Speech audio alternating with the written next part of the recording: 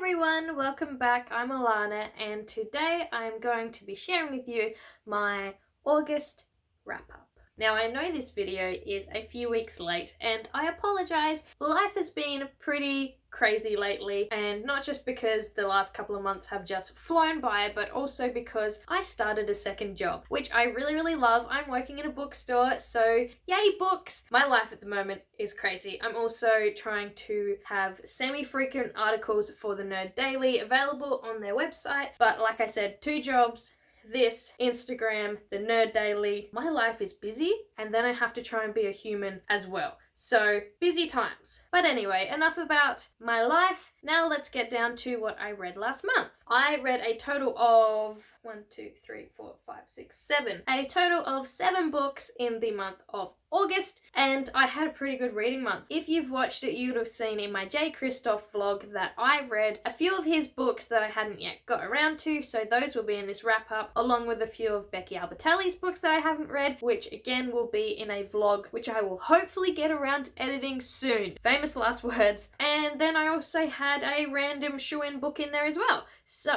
let's just jump into it. So I started the month off with Gemina by J. Christoph and Amy Kaufman. This book was all sorts of good wrapped up into a mixed media read, if you can see that. And in this one we follow Hannah and Nick and also Ella as their space station is invaded by some people. Don't want to get too spoilery. And it's basically super suspenseful, a sci-fi thriller, and also the second book in the Illuminae files. So yeah, I really love the dynamic between Hannah and Nick in this one and their journeys and their characterization. I love the setting and it was just great. And then after Gemina, I picked up Obsidio, which is the third and final book in the trilogy. And once again, amazing. Jay and Amy just play off each other so well. Their co-authored books just have great banter and touching moments and just all sorts of good stuff. In this one, it sort of pulls the trilogy together more. Again, I liked the couple that we followed, which in this one is Reese and Asher. And yeah, just for sci-fi, which I don't enjoy as much as fantasy, I really dug this trilogy. And also the mixed media actually added another element to the story, because I'm sure you've probably heard me say this before, but at first I was a bit hesitant about the whole mixed media type setting of this book. I didn't think I'd be able to connect with the characters as much, but with this one, Illuminae, which is the first one, you basically just get pulled right into the story. It's super suspenseful. It knows how to keep you turning those pages, and I love this series. These two great additions to this one, which is a great first book as well. So if you're looking for a new YA sci-fi trilogy, try this one. I may as well just go through and tell you what I thought of all the J. Christoph books at once, because OCD, right? So next I read Deviate. This one is the second book in the Lifelike trilogy series, whatever it's gonna be. And I enjoyed this book more than the first one, I'm going to say. I did enjoy Lifelike, which looks like this. I did enjoy this one, but it is very YA to the point of it's not middle grade, but go into this one thinking it's YA, because this is also YA, but this series feels more serious than this one. I don't know, I think it's the language and the lingo and that sort of stuff used in this, but Deviate is definitely a great addition to the story. In this one we get multiple perspectives, we get more character development, we get just more. And I could really appreciate that, because I really wanted to love Lifelike and it didn't let me down, but it was like here, and I was thinking more about here, but this one was more up there. So if you have been thinking about whether you should continue the Lifelike series, definitely do that, because this was a great addition. I can't really talk too much about it because I could spoil you, but basically know that the world opens up a whole heap more. We start to uncover some secrets from the first book. There are multiple plot points, multiple twists and turns, and it keeps you reading. It's very engaging, and it's J. Christoph. He knows how to make you turn the page. But yes, I I love the dystopian element in this. Not my favorite J. Kristoff books, but this is starting to work its way up there. So I'm very excited for book 3. And the 4th J. Kristoff book that I read in the month of August was, of course, Darkdawn. Oh my god, okay. I am so happy with this book. I am all sorts of messed up that the trilogy has ended, because this is the 3rd one in the Nevernight trilogy, which looks like this. And yes, this is that fantasy book, adult fantasy too, by the way. This is not YA. This is that adult fantasy book that has the footnotes. But read it and read the footnotes, because all of it is amazing. Give it 80 pages, but all of it is amazing. So yes, this is the 3rd book in the trilogy, and it also is the ending. So there were already so many feels floating around because of that, but what an ending. Basically, thank you, J. Kristoff, for giving us the cookie and giving us that great bittersweet ending and staying true to the story. And oh my god, I can't believe it's over. But yeah, once again, can't say too much about it. Basically, know that you will get wrecked when you read this one. Also, the storyline evolves again, and this one pulls the whole series together really, really nicely. It becomes more than just about revenge, which I love a real good revenge story, so there was still that element in it, but it became about something bigger. And I really love the direction that it took with that. Also, I know this is super hyped at the moment, and I'm just glad, like I said before, that I still have good memories of this one. Even though I only read it a few weeks ago, but I still have fond thoughts and feelings on this one, because sometimes you can get caught up in the hype and you look back and go, was the book really that good? Yes, it was. It so was. And then on to my Becky Albertalli reads. I read What If It's Us by Becky Albertalli, of course, and Adam Silvera. Oh, I should also really quickly point out, because I suck at this, I forgot to tell you what I rated these. Basically, I think Darkdawn is 4.5 to 5 stars. Deviant, probably, I would say 4 stars, actually. It surprised me in a good way. And then these two, I'm going to say 4.5 stars each as well. Just great trilogy. Also a great trilogy. So those are my ratings for all my J. Kristoff reads. And then of course I went on to read some books by Becky Albertalli. The first of that lot being What If It's Us, co-written with Adam Silvera. And this one, I liked this book. I liked the whole thing about how, like, sometimes it's not like in the movies and you have to give things another shot. I enjoyed that part of it, but there are also a few things about this book that sort of annoyed me or stuck out a little bit. A big part of this book is the universe trying to bring them together or keep them apart, and one of the characters believes in the whole universe and fate thing and the other one doesn't. And I found that sort of the first quarter of the book, they mention a lot, like, is this the universe's plan? And then they sort of forget about it for a little bit, and then the last 50 odd pages or so, they start bringing it up again. I just felt like that element was a little overused, because, like, we get it, but still a very enjoyable read. Also, I remember thinking in the first, like, quarter of this book, is there a point to this? Is it just going to be these two characters trying to come together but missing each other every time? Like, is it going to pull together? And without saying any spoilers, I was pretty happy with the ending of this book. The story ended up evolving to a certain degree. It is still a YA contemporary, so, you know, like, there's only so much development that can happen within these, 400 odd pages, but I'm still glad that I picked it up, and I'm glad that I have the hardcover to add to my collection. I will say I think I rated this one probably like 3.5 stars. Not my favorite book, but I did enjoy the characters. The supporting characters in this book, incredible. I would read this again just for them. The parents in this book,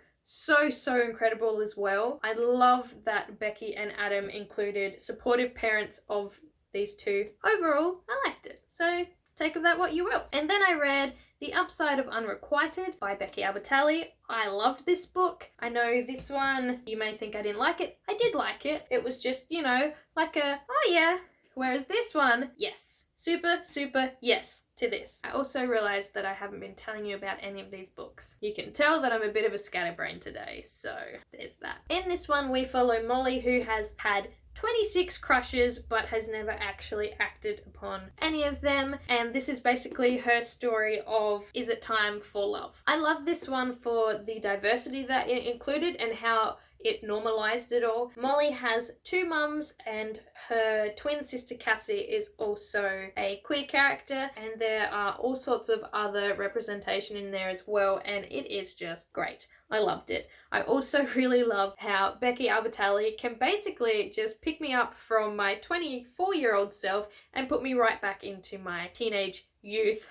I'm so old now. But basically, she makes me feel like a teenager again because I get all the feels. She writes like crushes and all of that so well. And yeah, this book had, again, great side characters as well as a really relatable and great main character in Molly. Molly also, I think she suffers from anxiety or something like that, because in this one it also normalizes the whole if you have to take medication for certain things like that and how it can actually help. And yeah, we have this whole thing of Cassie, her twin, falling in love hard for a girl, and then there's two potential love interests for Molly herself, and it's a whole, well, who is she going to go for, and is that going to work out, and how is she just going to deal with that? And it was amazing. So if you've been feeling like a YA contemporary that is mushy, filled with emojis, but also covers some really interesting topics, this is just really great, and it makes it so normal, and I think that is great for the conversation for today. So what would I rate this? I would rate this 4.5 stars, and I don't usually rate YA contemporary anymore because it's not really my thing, but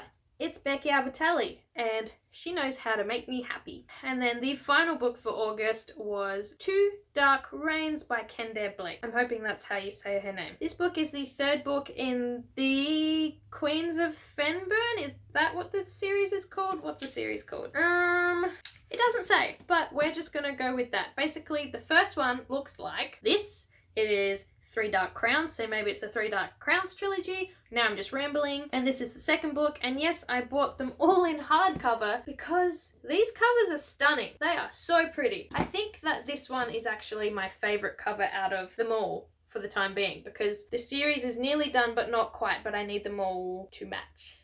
So yeah, I can't tell you too much about this, but I can tell you about the first one. Three Dark Crowns follows these three queens who are triplets and this island called Fenburn, and basically one sister must kill her two other sisters because the triplets are always female. And yeah, basically there can only be one queen of the island, and this goes through the trials and all of that of how one becomes a queen and what happens. Also, you have the poisoner faction, you have the elemental faction, and then you have the naturalist faction. So each of the triplets represents one of those three different things, and they all have different powers to do with that. This is fantasy, there is a lot of magic, and yeah, I will say though, this first book, I was expecting so much from it, and it didn't meet those expectations, but I still wanted to sort of see where the series went, and I had heard some people say that it gets better. So then I picked up the second book, and it got better, but still like first book, second book, but then I picked up the third book, and from here it went to here. So I can also say that the series does get better the more you get into it. In this one, I can really appreciate the world building. The first book is quite slow paced, and you have these events that you're working towards, but it feels drawn out and you're not really sure why. I don't think there is really a reason to it. I think it's just the world building. But in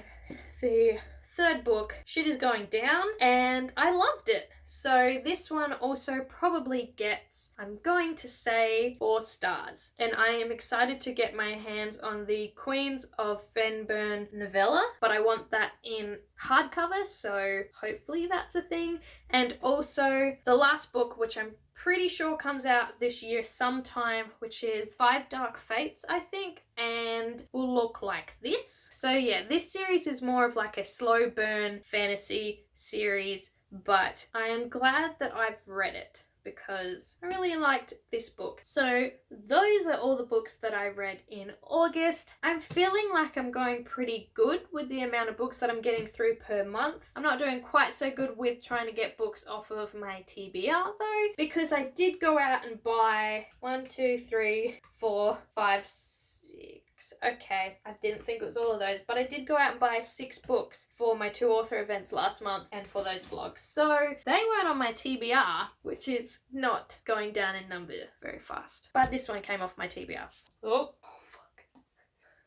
As for how I am currently doing in this month for reading, I have finished a total of 1 book and I am nearly halfway through another one, which is amazing, and I'm really enjoying that one, so I can't wait to tell you all about that at the end of this month. And also I have decided to give bullet journaling a go.